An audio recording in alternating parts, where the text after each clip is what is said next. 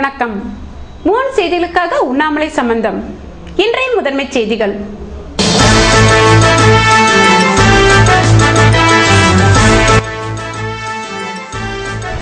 புதுவையில் ராவ்ஸ் food point திறப்பு.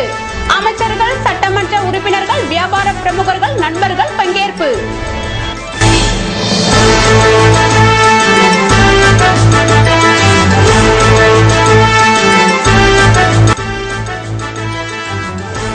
ராஜீவ்காந்தி பிறந்த தினம் கொண்டாட்டம். முதல்வர், அமைச்சர்கள் மற்றும் காங்கிரசார் மாலை அணிவித்து மரியாதை.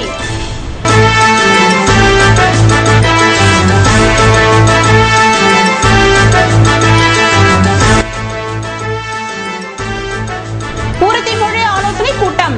பட்ஜெட் தொடரில் அளிக்கப்பட்ட பதில்கள் மீதான நடவடிக்கை குறித்து ஆலோசனை.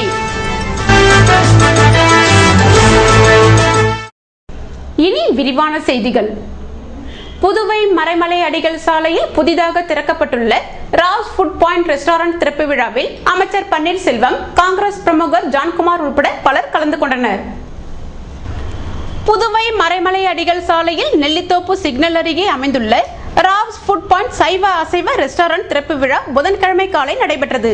மூன் டிவியின் மேலாண் பங்குதாரர் பிரசாத் ராவ் வரவேற்க அவரது துணைவியார், சகோதரி, சகோதரர் ஆகியோர் முன்னிலை வகித்தனர். திறப்பு விழா நிகழ்ச்சியில் அமைச்சர் பன்னீர்செல்வம், சட்டமன்ற உறுப்பினர் வைத்தியநாதன், காங்கிரஸ் பிரமுகர் ஜான்குமார், அரசு அதிகாரிகள், காவல்துறை அதிகாரிகள் மற்றும் நண்பர்கள் கலந்து கொண்டனர். இதற்கான ஏற்பாடுகளை மூன் டிவி பங்குதாரர்கள் பழனி, சீனிவாசன், கண்ணன் ஆகியோர் செய்திருந்தனர். புதிதாக திறக்கப்பட்டுள்ள ராவ்ஸ் ஃபுட் பாயிண்டில் சைவ அசைவ உணவு வகைகள் மதியம் மற்றும் இரவில் சுவையாக விற்பனை செய்யப்படுகிறது.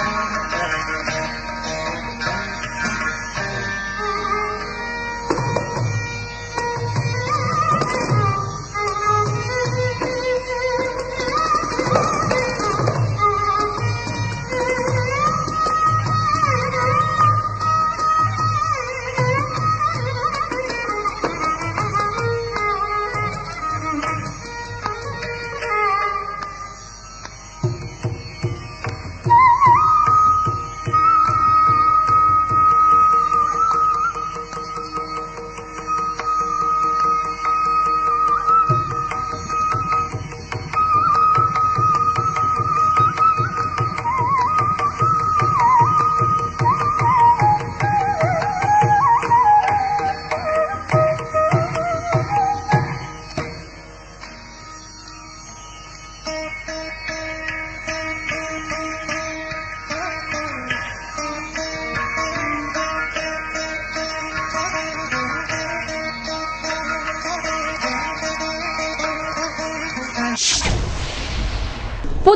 முன்னாள் பிரதமர் ராஜீவ் காந்தியின் பிறந்த தினத்தை முன்னிட்டு அவரது உருவ சிலைக்கு முதல்வர், சபாநாயகர், அமைச்சர்கள் மற்றும் அரசியல் கட்சி தலைவர்கள் மாலை அணிவித்து மரியாதை செலுத்தினர்.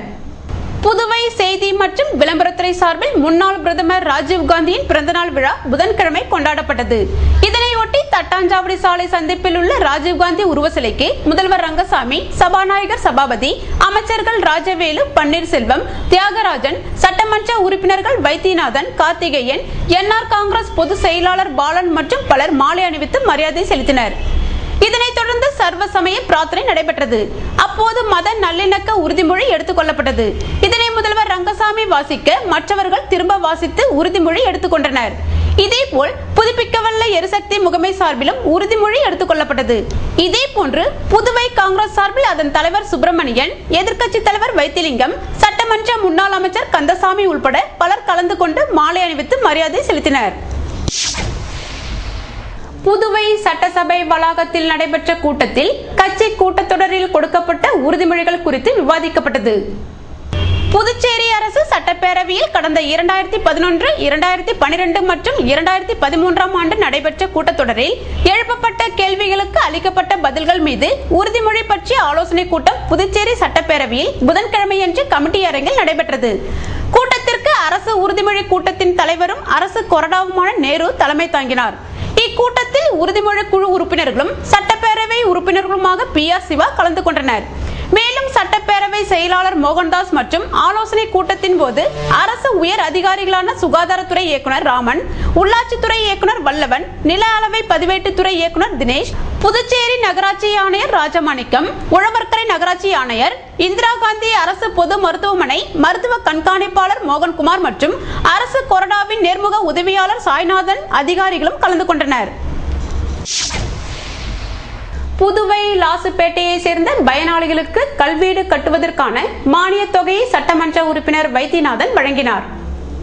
புதுச்சேரி குடிசை மாற்று வாரியத்தின் மூலம் பெருந்தலைவர் காமராஜர் வீடு கட்டும் திட்டத்தின் கீழ் வழங்கப்படும் 1 லட்சத்திற்கான மானிய தொகையை லாசுப்பேட்டையை சேர்ந்த 83 பயனாளிகளுக்கு 2ஆம் தவணை, 3ஆம் தவணை ரூபாய் 30,000 வீதம் மொத்தம் 25 லட்சத்திற்கான காசோலையை தொகுதியின் சட்டமன்ற உறுப்பினரும் முதல்வரின் பாராளுமன்ற செயலாளருமான மு. வைத்தியநாதன் வழங்கினார். இந்நிகழ்ச்சியில் குடிசை மாற்று வாரியத்தின் தலைவர் கார்த்திகேயன் MLA, முதன்மை செயற்பொறியாளர் ரவிச்சந்திரன், உதவி பொறியாளர் ரவி, இளநிலை பொறியாளர் செந்தில் மற்றும் ஊர் முக்கிய பிரமுகர்கள், NR காங்கிரஸ் தொண்டர்கள் உடனிருந்தனர்.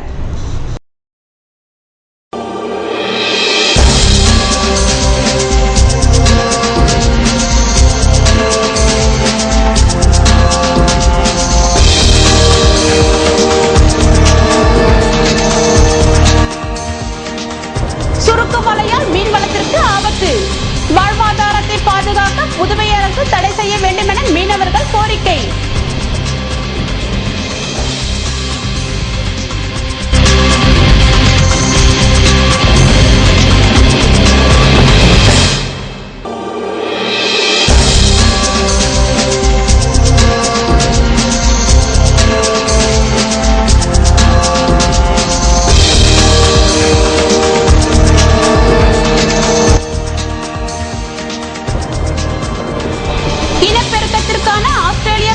பறவைகள் ஊஸ்திரேலியாவுக்கு படையெடுப்பு, வேட்டையாடினால் கடும் நடவடிக்கை.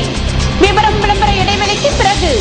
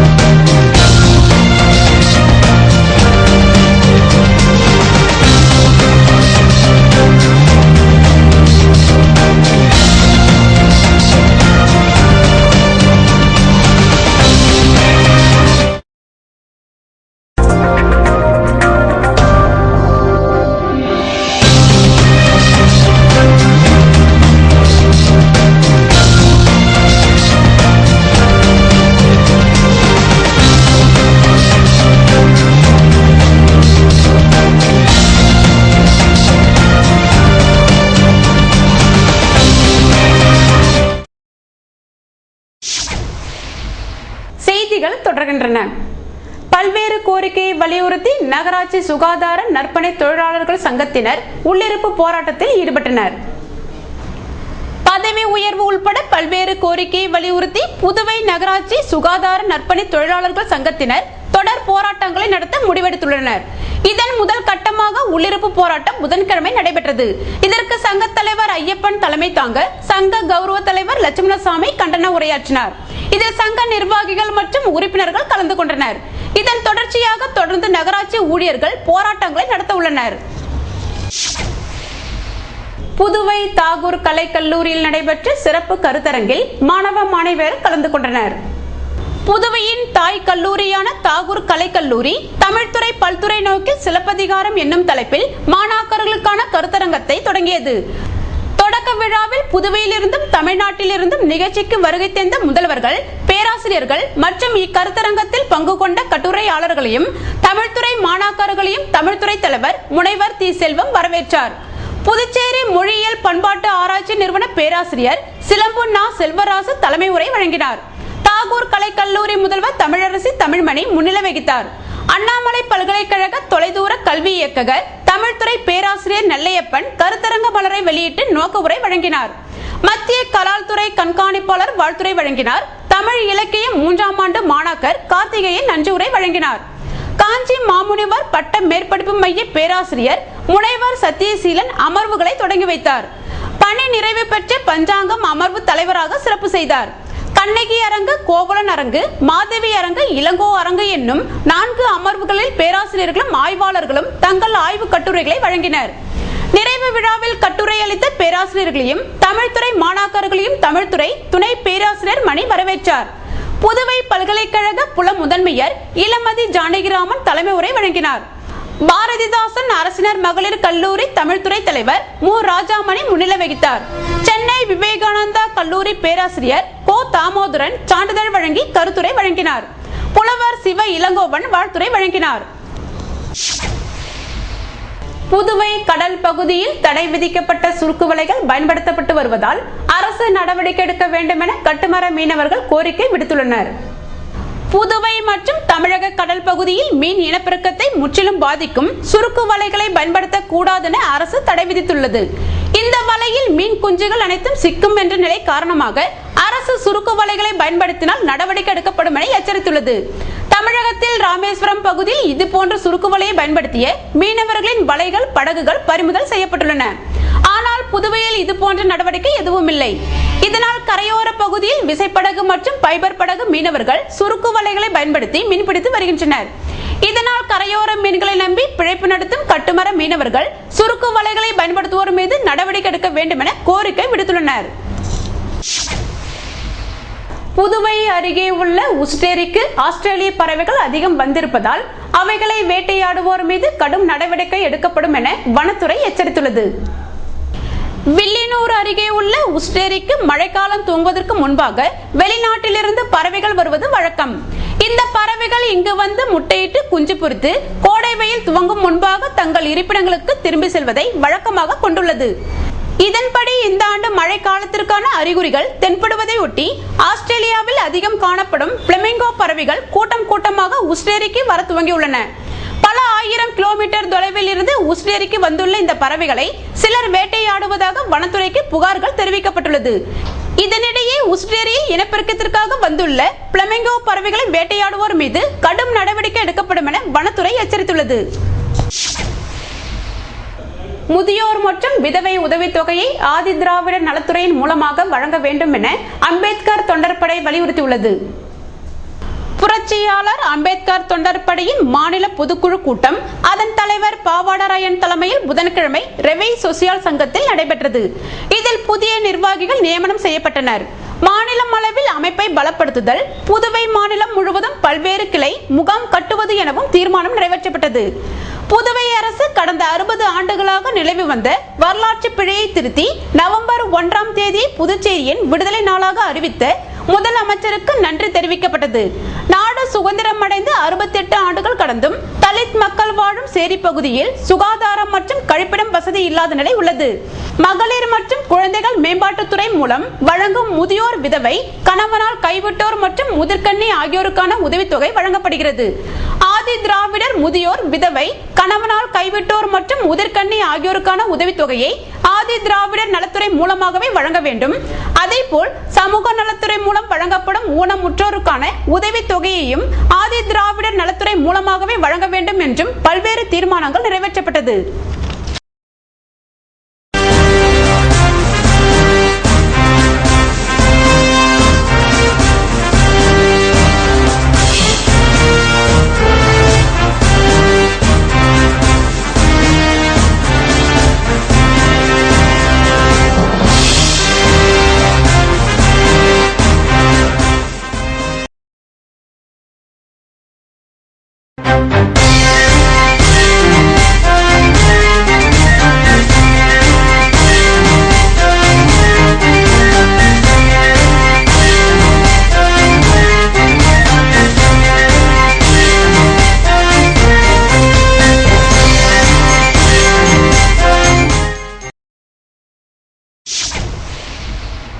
செய்திகள் தொடர்கின்றன. முத்தியால்பேட்டை முத்து புத்துலா ஏழை மாரியம்மன் கோவிலில் நடைபெற்ற பூஜையில் பக்தர்கள் பங்கேற்றனர்.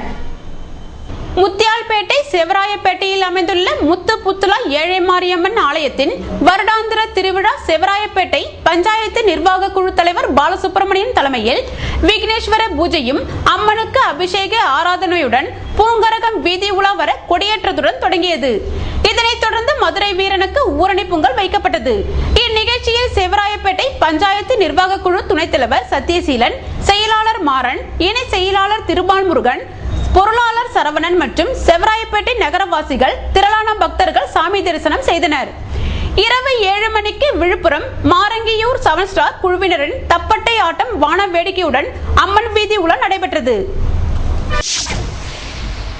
புதுவை பாரதி வீதி பவானி அம்மன் கோவிலில் கிருஷ்ண ஜெயந்தியை ஒட்டி நடைபெற்ற உரியடி விழாவில் பக்தர்கள் கலந்து கொண்டனர். புதுவை பாரதி வீதியில் அமைந்துள்ள பவானி அம்மன் திருக்கோவிலில் கிருஷ்ண ஜெயந்தியை முன்னிட்டு உரியடி விழா நேற்று இரவு நடந்தது. இதில் ஏராளமான பக்தர்கள் கலந்து கொண்டனர். விழாவினை கோவில் நிர்வாகத்தினர் செய்திருந்தனர்.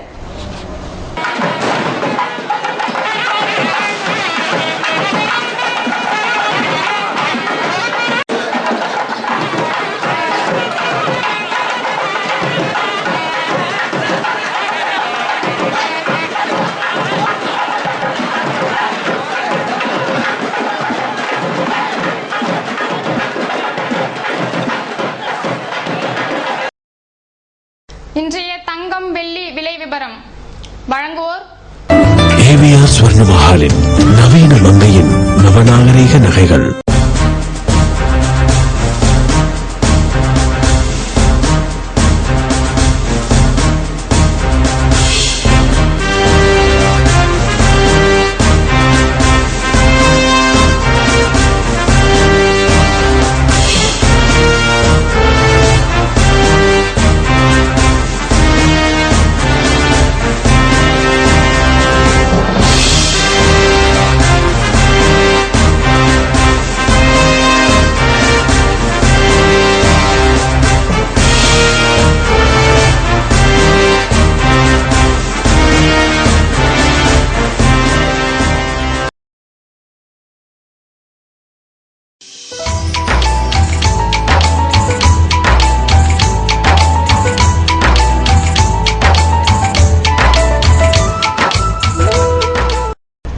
புதுவையில் இன்றைய வெப்பநிலை அதிகபட்சமாக 30 டிகிரி செல்சியஸாக பதிவானது.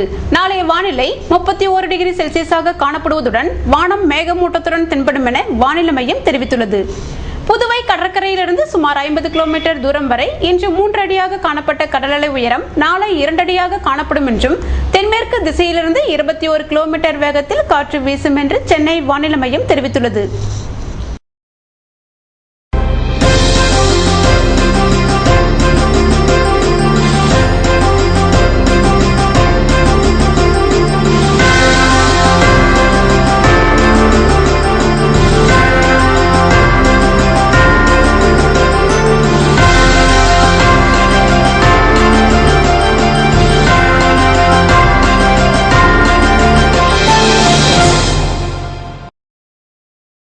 மீண்டும் இன்றைய முதன்மை செய்திகள்.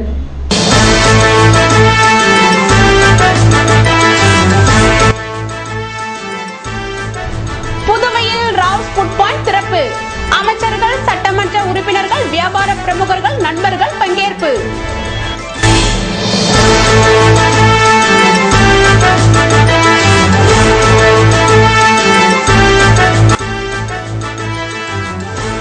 ராஜீவ்காந்தி பிறந்த தினம் கொண்டாட்டம். முதல்வர், அமைச்சர்கள் மற்றும் காங்கிரசார் மாலை அணிவித்து மரியாதை.